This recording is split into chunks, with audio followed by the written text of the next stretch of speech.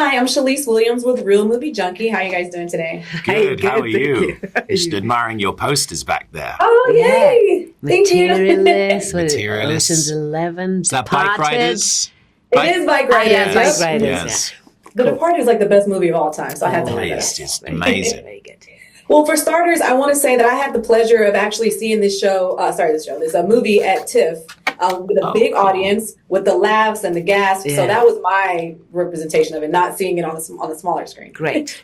Great. So Nina, I'll start with you. So besides the beautiful cinematography, I'd venture to say the best part of the film was the will they, won't they between Eileen and Hedda. Can you talk to me about how you and Tessa worked together to build that chemistry?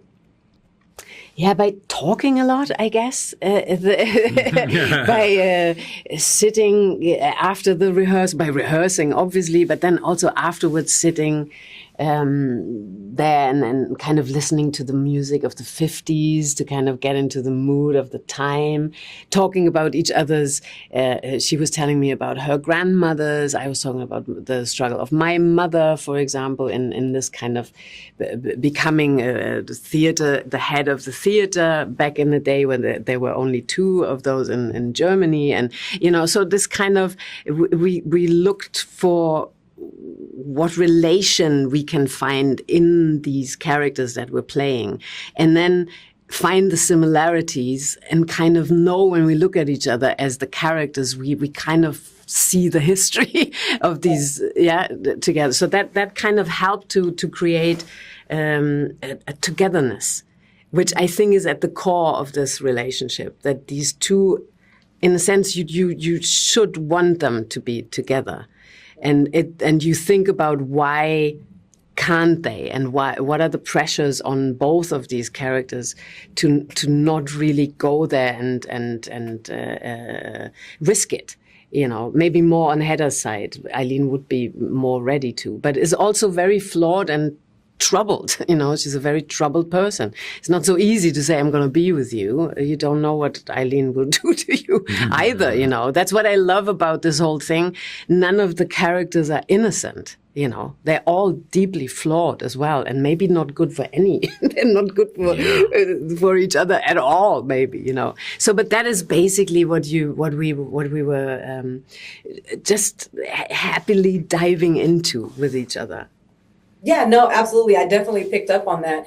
And Tom, there are a lot of themes that are explored. And right when tensions are high, it's kind of broken and lightened with a little bit of song and dance. So what part of the film what do you feel like it says about control, power, and the performance of gender? Oh my God, that's a huge question, isn't it? Yeah. But a great one. And for me, it's what it sort of sits really at the heart of this. Control and power, I mean, straight away from the off, the first sort of 3-4 minutes, you're looking at that push-pull between, this newlywed Hedda and George, who's in control, who's demanding what. I also love there's that play and a great expression, she stoops to conquer, that idea that Hedda will give way and George will think that he's in control, but it's just so that she can navigate him where she wants him to go. It's a fascinating character piece because of that, because everyone is, as Nina said, everyone is flawed. Everyone wants something so desperately at the beginning of this piece, and watching them have to battle and navigate and double cross and whisper behind walls to each other to get that makes it a really riveting piece. And when you put the gender into this, which Nia's really heightened by turning Eilert Lovborg into Eileen Lovborg, it really challenges these characters in a new way, because Eilert as a character is such a huge catalyst for the piece. Like, where he comes in and just disturbs everything, challenges everyone. To make that a woman set in the 1950s was fascinating for me personally as playing George, because this man believes women to be limited and beneath him. And this woman turning up with this brand new